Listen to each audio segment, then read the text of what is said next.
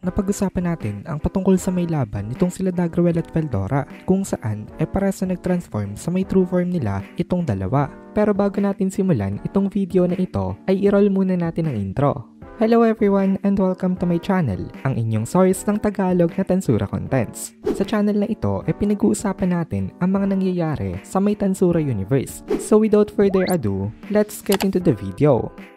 Nag-upload na nga pala guys ang Kohay PH ng Tagalog na solo leveling. Kaya kung gusto mo makapanood ng Tagalog solo leveling contents, bisitahin nyo ang Kohay PH. Link in the description. Nakita nitong sila Shion itong form nitong si Dagrawel na ito at na-realize agad nila na wala silang laban dito. Sa lakas daw ng aura na inire-release nito talagang worthy daw ito na matawag na God. Nag-vibrate ang atmosphere at kumulog at kumidlat. Parang maging ang heavens daw natatakot dahil sa may true form nitong si Dagrawel. Lahat ng nakakita sa may true form nitong si Dagrawel na ito napasabi na lang na halimaw daw talaga ito. Hindi daw nila kakayanin na i-handle kahit na yung aura lang.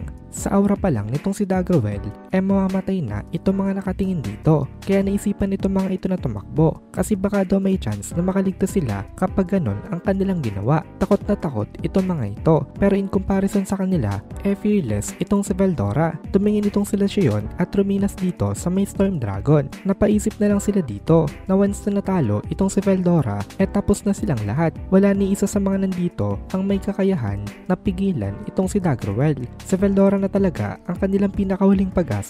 Sa mga advanced light novel reader din dyan, may question ako sa inyo. Sa tingin nyo, sino sa mga subordinates itong si Rimuru sa pinaka-latest na volume ang may kakayanan na tumapat kay Dagrawel o even talunin nito? I-comment nyo sa comment section. Kasi sa point nga na ito ng light novel, wala ni isa sa mga nandito ang kayang tumapat kay Dagrawel sa ganitong klase niya na form. Ngayon, sumigaw itong si Veldora kina Shion na once na nagsimula na daw ang laban nilang dalawa, gamitin daw nito mga ito ang lahat ng mga strength nila para mag-create ng isang barrier para protektahan ang kanilang mga sarili laban sa malakas na salpukan. Tapos nagcommand rin itong si Veldora kina Albert at Adalman.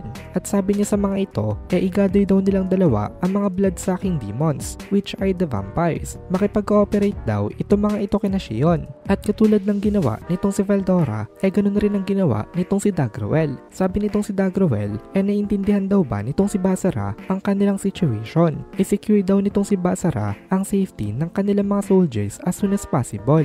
Kalaban ngayon nitong si Basara, itong sila Luis at Gunter. At maganda ang laban nila, pero kailangang sumunod nitong si Basara sa may command nitong si Dagrawel sa kanya. Kaya nag-backout muna siya sa may battle. Sabi nitong si Basara sa dalawa, hihintayin niya daw hanggang mamaya para isettle itong kanilang laban. Pero kapag natalo daw nitong si Dagrawel sama itong si Veldora, tapos na daw itong mga kalaban nilang natitira. After itong sabihin itong si Basara, inigather niya ang mga members ng 5 warrior generals. Tapos iniregroup nila ang kanilang mga forces. Hindi naman tumutol itong sila Luis at Gunter na nag-step back nga itong si Basara ngayon. After umalis ni Basara, nag-usap itong sila Luis at Gunter. At sabi nitong si Luis, ang lakas daw nitong mga kalaban na ito. Pero hindi pa daw ito nag-all out kanina. Sabi naman itong si Gunter, oo nga daw. Pero ganun din naman daw sila. Kaya tingnan na lang daw nila later kung sino talaga sa kanilang mananalo. Ngayon, nanonood na lang rin itong sila Luis at Gunter sa magiging laban nitong sila Dagrawel at Veldora.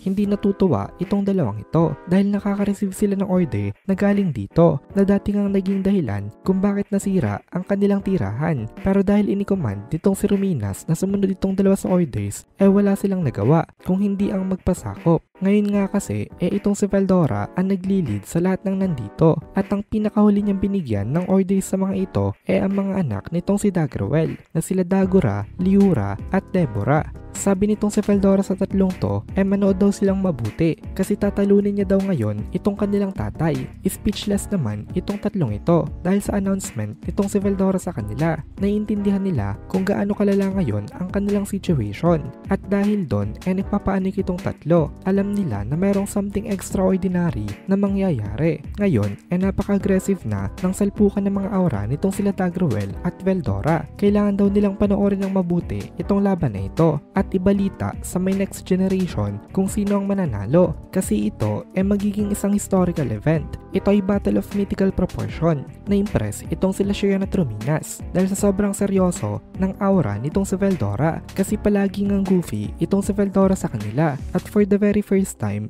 makikita nila ito na seryoso na nakikipaglaban. Seryoso ang facial expression nitong si Veldora pero deep inside ganun pa rin pala siya. Ang naiisip niya ngayon ang astig niya daw at napapanood raw siya nitong mga naandito. Lahat daw ng mga nakakapanood na-amaze sa kanyang brave figure. Ito na daw talaga yung time na hinihintay niya. Finally, magagawa niya na raw na makapagpasikat. Tapos finally, nagsimula na nga ang kanilang battle. Ang common element ng dalawang ito ay thunder. Kayang i-manipulate itong si Dagrawell ang electrical potential between the atmosphere and the earth at will.